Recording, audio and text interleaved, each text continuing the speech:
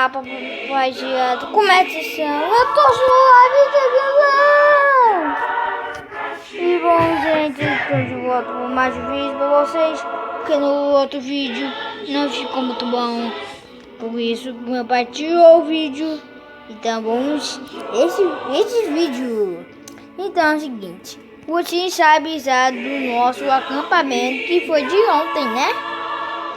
E hoje eu tô sozinho. Meu pai tá assistindo filme com minha mãe. Então, vamos fazer outro vídeo.